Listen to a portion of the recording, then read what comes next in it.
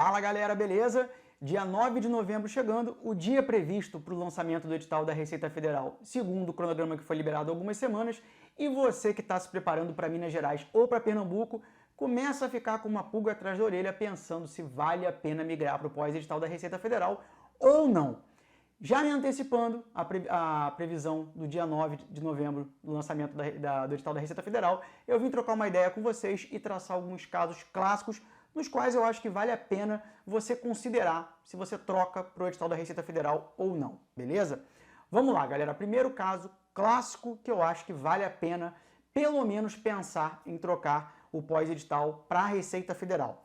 Você está estudando desde o meio do ano, quando saiu o edital de Minas Gerais, e ainda não conseguiu chegar ali na faixa dos 60% de desempenho nas matérias, 60. Nesse caso, se você não chegou a 60% ainda, vai ser difícil você conseguir ficar realmente muito competitivo para Minas Gerais, e aí eu acho que vale a pena você considerar migrar para o pós-edital da Receita Federal, principalmente para o cargo de analista, tá? Analista tributário, porque vai ficar difícil brigar para auditor. Você vai para analista e aí você ainda consegue se preparar para ficar competitivo para o dia da prova, tá? Esse é o primeiro caso. Segundo caso, ainda falta muito conteúdo para você estudar de Minas Gerais ou de Pernambuco. Você percebeu que o buraco é um pouco mais embaixo do que você imaginava e você está descrente que vai conseguir competir por vaga tanto em Minas quanto em Pernambuco. Nesse caso também, eu acredito que vale a pena você considerar uma migração para o pós-edital da Receita Federal, mais especificamente para o cargo de analista tributário, tá? Terceiro caso, você está fazendo o pós de Minas ou estudando por conta própria para Minas Gerais ou para Pernambuco e aí acabou atrasando, teve um imprevisto, teve problema pessoal durante o pós-edital e desanimou. Você sabe que mesmo que você tenha muita disciplina, você não vai conseguir dedicar 100% da sua atenção e da sua energia para esse pós-edital, para esse concurso. Nesse caso, eu acho que vale a pena você considerar ter um novo começo no pós-edital da Receita Federal, que vai ser uma oportunidade muito boa e que pode trazer a tua motivação de volta. E aí você realmente conseguir estudar com 100% da sua capacidade em um pós-edital. Então esse é outro caso que eu acho que vale a pena você considerar a migração para o pós-edital da Receita Federal.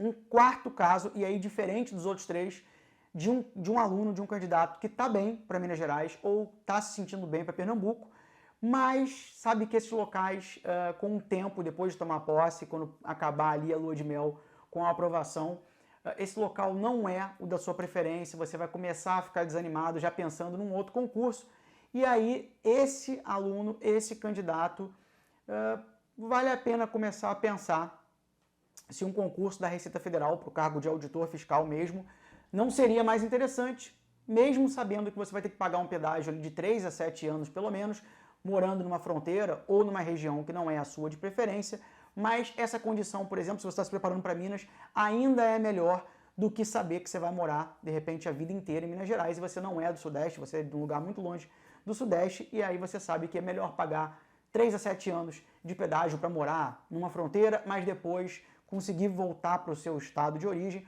ou pelo menos em algum local próximo do seu estado de origem. Outro caso em que eu acho que vale a pena considerar a migração pro pós-edital da Receita Federal, tá?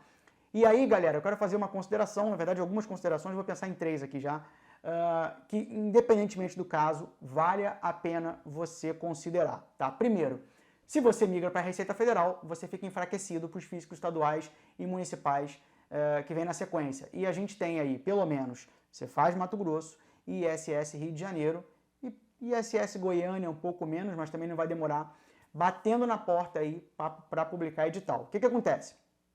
É da nossa natureza a gente ser muito imediatista e acabar fazendo análise pensando já no agora e apenas no agora. Então, sai o edital da Receita Federal, você esquece de todo o restante, só existe Receita Federal no mundo, você fala, não, vou fazer a Receita Federal e que se dane, daí você migra de pós-edital ou começa pós-edital da Receita, e aí 3, 4 semanas depois, que é quando eu acho que realmente vai acontecer, sai o edital do ISS Rio de Janeiro e você pensa, porra, como que eu vim parar na Receita Federal com a previsão de ISS Rio de Janeiro logo à frente? E aí você vê que você fez uma grande burrada. Então você tem que pensar sobre isso, para de repente, se você tem preferência por físicos estaduais e municipais, não sair correndo, feito um louco para a Receita Federal e acabar se arrependendo, tá? Essa é a primeira consideração. Segunda consideração, a gente vai ter uma mudança de governo, né, na esfera federal, para um governo que costuma ser mais pró-servidor público. Né? E aí, galera, não quero falar de política não, tá? Pode ser que o governo não seja tão pró-servidor público? Pode, porque a gente sabe que não depende só do governo, depende do legislativo, enfim. Mas a gente tem um governo que, historicamente, costuma valorizar o servidor público. E o cargo da Receita Federal, os cargos da Receita Federal hoje, infelizmente, estão muito desvalorizados. Tanto que a Receita Federal está tomando pau para vários fiscos estaduais e os bons fiscos municipais. O que a gente pode ter, muito provavelmente, nos próximos anos, é uma valorização do servidor da Receita Federal e a Receita Federal voltar a brigar ali em pé de igualdade com os bons fiscos estaduais e os bons fiscos municipais do Brasil.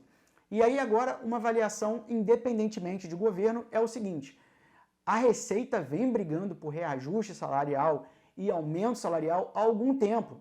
Então essa pressão está aumentando e está chegando uma hora que o governo não vai conseguir segurar essa valorização do servidor, porque os salários estão parados lá há muito tempo. Então, independentemente do próximo governo, a gente já teria uma tendência a ter um aumento salarial, algumas concessões de benefícios para os cargos da Receita, pelo histórico aí de vários anos sem nenhum reajuste, sem nenhuma concessão de benefício. Então, historicamente, o cargo da Receita já teria uma propensão a melhorar bastante no próximo ciclo de governo. Tá? E daí, independentemente do governo que vai assumir.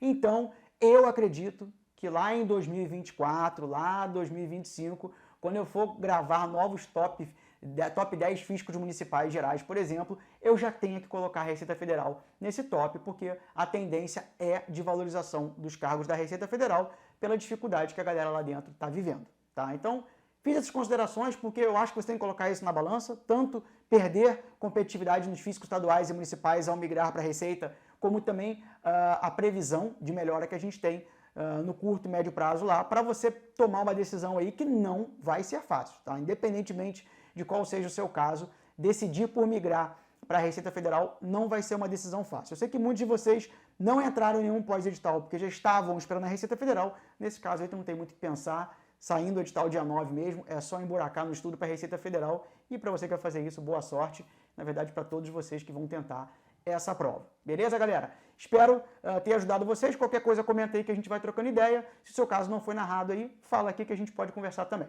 Beleza? Vamos junto!